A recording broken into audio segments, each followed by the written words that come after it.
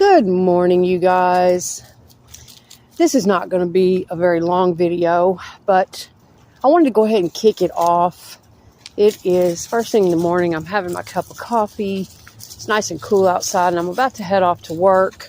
But I wanted to make sure I went ahead and got this, at least introduced this topic, and it's probably going to be a 2 or 3 part discussion, 2 or 3 part series.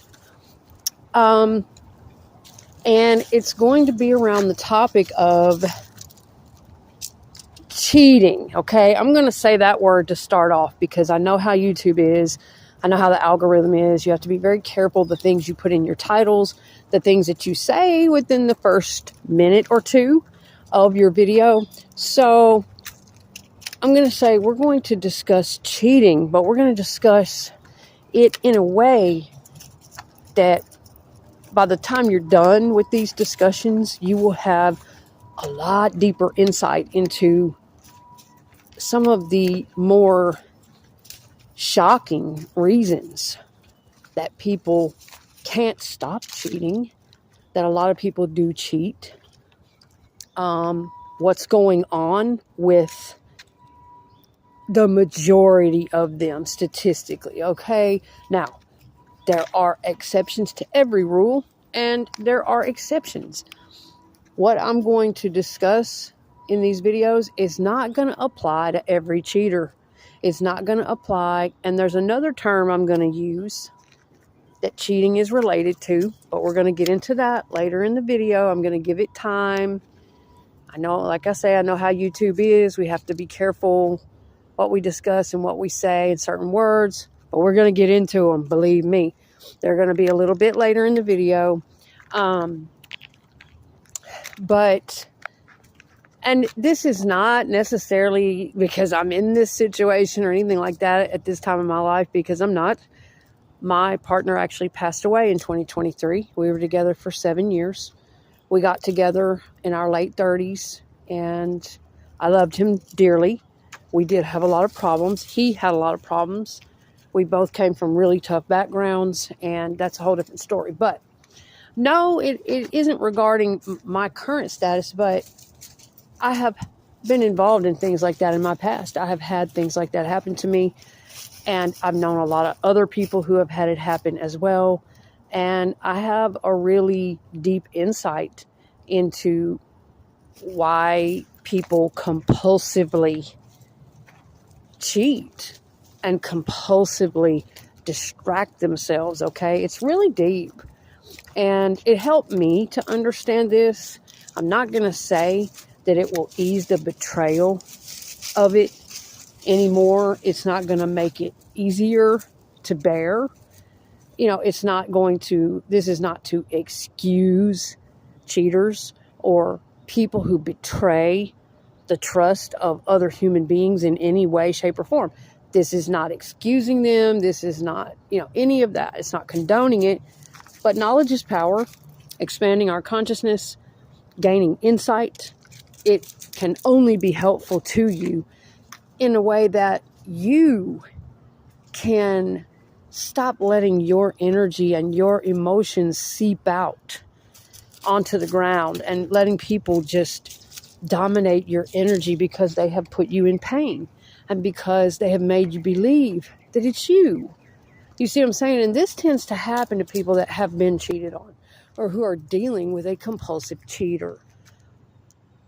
9 times out of 10, the person who is being cheated on believes it is something they've done, or they believe it is something that they lack, something they don't have.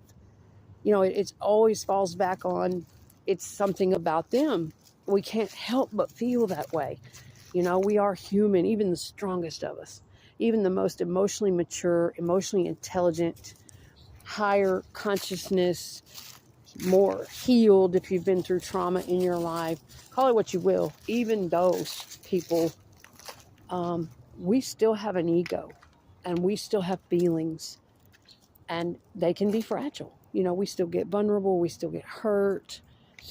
And so anyway, the bottom line is 99.9% of the time when someone cheats, It is, and I know what you're going to say in your head when I say this, when you hear this. Oh, that old burned out, cliched saying, that old quote. I hear that all the time. 99.9% of the time, though, it is facts. They're not kidding. It's not about you. And I know when they do it to you, I know when that betrayal rips your heart apart. Believe me, I've been there. And I'm going to share some things with you guys as we get deeper into this throughout part 2 and part 3. This morning, I just don't have as much time, but I wanted to go ahead and get this started. But I know it doesn't help the betrayal in your heart. And I'm going to share some very detailed things with you guys, as to how I know this stuff, what type of experiences I've endured, things I've even done to other people in my younger years, what I was thinking, what my background is, and things I experienced with my partner and certain other people in my life, and the psychological work that those people and I did together, counseling and mentoring each other and learning and growing, getting into each other's backgrounds, and understanding, how we tick and why. And but 99.9% of the time when someone cheats compulsively, now a one-time thing, sometimes people screw up. No, I'm really referring to compulsive cheaters right now. And now that we're a little further into the video, I am talking about sex addicts. Oh yes, we're going to get into it. Absolutely. How all of this is related.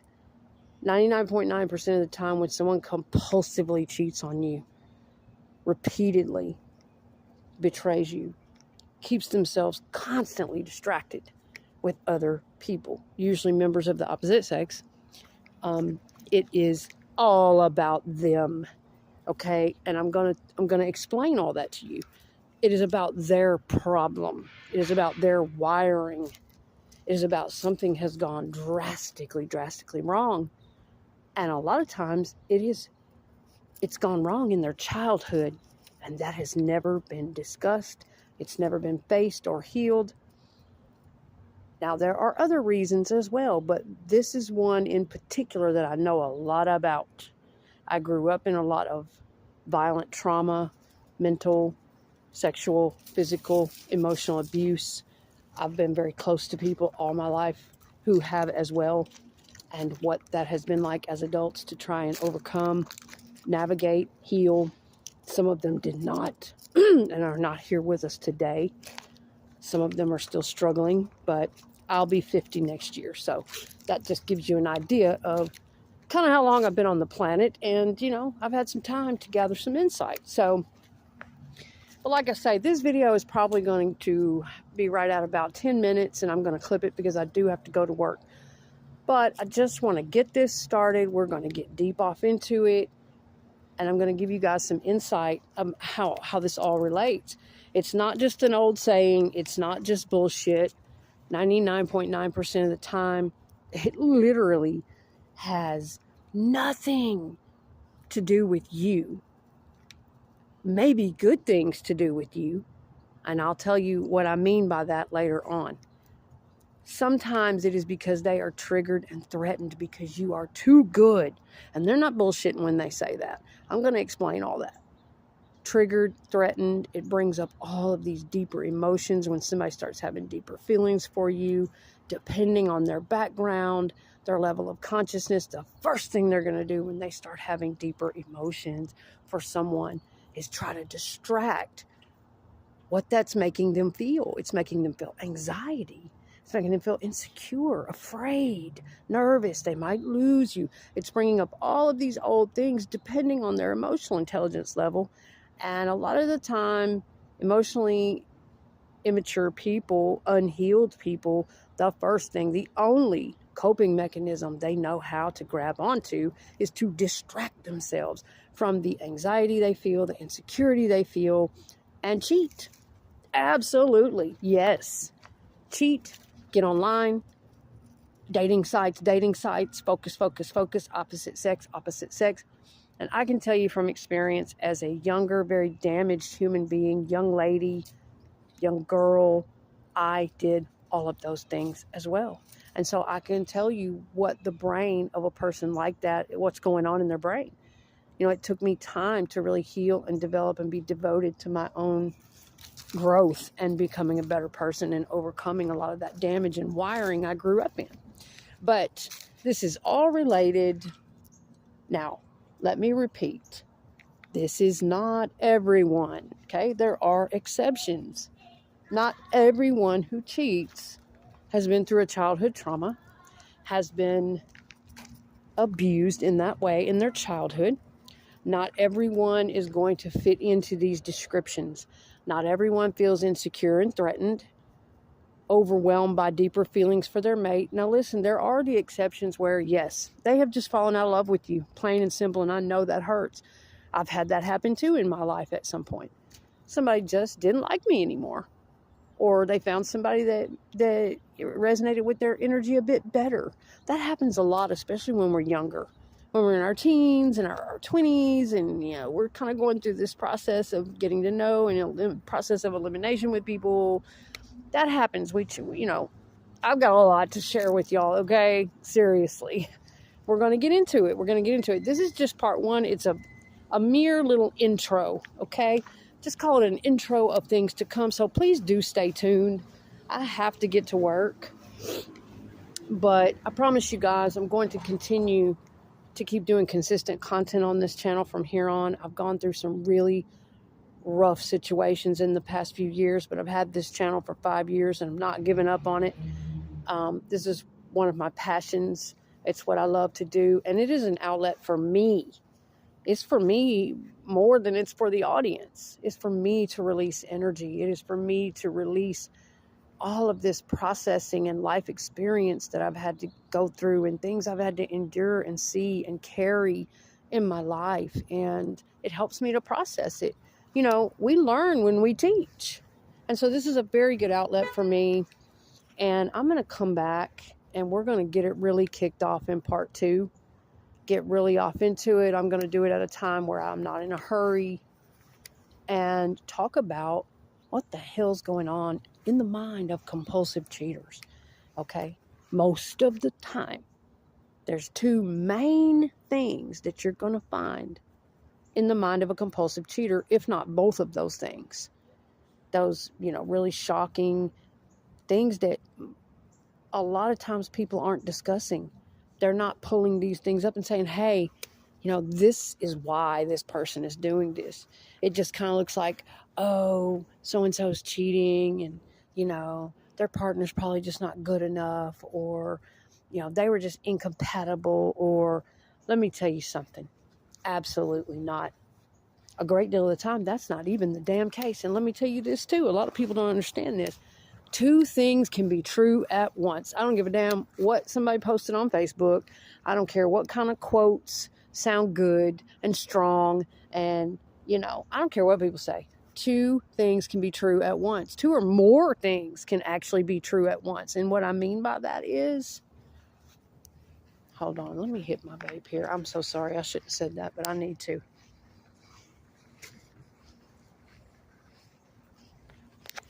Before I lose my train of thought. 2 things can be true at once, meaning, you ready? I don't care what you heard. Your ego is what is protecting you from the truth of this. Our ego can't stand it when we're hurt, and it wants to ball up, be tough, and say they couldn't have possibly have loved me. And then it wants to go around preaching to the whole world, if they cheat, they don't love you, plain and simple. If they act like this, that, and the other, they never loved you. They can't possibly love you. Okay, I'm going to tell you something. That is absolutely not true. 2 or more things can be true at once. We human beings are far more complex than we are simple. In some ways, yes, we're just simple animals. Our basic primal instincts, depending on the consciousness level. But in many ways, we're very complex. We're multidimensional.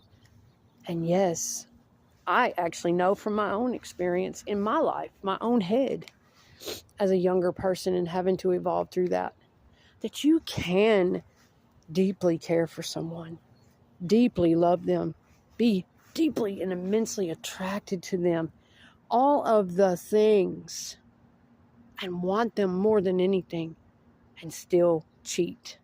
Yes. Now, I didn't say that was a healthy mind. I didn't say that was love on its highest potential timeline. I didn't say that was love at its most well developed, its most intelligent level that it could be on. No, that is underdeveloped mentality. That is emotional immaturity. That is, lack of healing. That is a lower consciousness level of love. But absolutely, because in that person's mind, because I know in my mind, I know what I felt, and nobody else could tell me any damn different. And I still love some of those people at almost 50 years old. Loved them truly then and loved their ass truly now. But I made some mistakes in my early life too. And I did. I cheated sometimes when I was younger. Had to go through a lot of therapy. So there's a lot of stuff going on, information in the world, and people putting out this and that, and you got to think this and you got to think that, and all of these rigid extremes and black and white, and it's got to either be A or it's got to either be B. It's just not the case. That is not the case with life, and that is not the case with human beings. They are deeper and more complex than that, and they can feel many, many things at once, and those things can all be true and genuine. They can feel them genuinely in their heart. And I had this discussion with my partner many times before he passed. He was 46 years old when he passed away in 2023. And in our early years together, we had these types of discussions very deeply about our mistakes in life and our weaknesses and compulsions and our disorders and our trauma and things that we just wanted so deeply and much to be able to do, but just couldn't because of our damage or our trauma, no matter how we fought it. And I'm going to get into that in part 2. I'm gonna share some things with you guys. And so I hope something in this part 1 introduction has, I don't know, given somebody a little insight, or you found something useful in it if you ran across this. And I hope you will join me in part 2 and stick around, because I'm going to be having more content to come. But we're going to come back in part 2 and we're going to talk more about cheating and what is going on when you see compulsive cheating in a person. A couple of the main reasons that are more taboo, that are less talked about, less discussions on it. And how that all can tie into sexual addiction. And oftentimes where you find sexual addiction, great deal of the time you find other addictions, or where you find other addictions to substances, you find sex addiction. And when you find all of those addictions a great deal of the time, guess what else you find? A great deal of the time. Now, not always, as I said. Please don't run away with this and take it to an extreme, because there are exceptions. This is not everybody. But statistically, most of the time, people who are highly addicted to substances, highly also compulsive sex addicts, who cannot stay monogamous, who have a hard time connecting deeply and intimately to others, even though they may really love someone that they're with, really care about them, really be attracted to them, turned on by them on every level. They still cheat. They still feel the compulsion to distract themselves. And a lot of times it's just about the distraction. It's just about these internal emotions and anxieties and inferiority complexes and fears that they can't cope with. Oh yeah, we're going to get deep off into it. A lot of times it doesn't mean anything to them. They're just bodies. It's like, and we will also talk about dark entity and spirit attachments that, tend to bind on to people like that and bind them into a lower vibrational frequency. And all kinds of things, sex demons and, whatever. You can take that how you want to. But so guys, stay tuned. We're going to come back in part 2 and we're going to get deep off into this. And I appreciate you listening. And I will talk to you guys in the next one, okay? Sorry, a little addition here. I knew I didn't finish that point before I clipped the video. Hopefully I can edit this in correctly, but if not, it's okay. What I was leading up to with that, when I said statistically, where you find heavy substance abuse and where you find heavy sexual addiction, you will find childhood trauma. That I was trying to lead up to finish. I clipped and said, oh, we'll be back in the next one. That was the point I was trying to make. It's so easy to lose your train of thought, but now I don't get carried away. I'm not, this is everybody. If it doesn't apply to you, it doesn't apply to you. There are exceptions walking around everywhere that didn't have a lick of childhood trauma. Nobody touched them in their childhood. Nobody beat them, emotionally abused them, neglected them, sexual trauma, none of it. They weren't sexualized at a very young age like myself. They didn't go through any of that. They don't seem to be insecure. They don't seem to feel threatened by their partner. Now, that would be other issues to look into with their cheating. There are those exceptions. You know, we could go on for days about exceptions, but in this particular series, I want to talk about compulsive cheaters and the two main things that really lead up to something like that, and then how addiction, severe addiction, comes into play. You're going to see all these dynamics usually in compulsive cheaters, not always, but and where you find heavy addictions of any kind, even codependency, which is an addiction to people, an addiction to people pleasing, an addiction to making sure they stick around and that they like you and that they accept you, and it's at the price of your own life, at the price of your own self-respect, your own peace.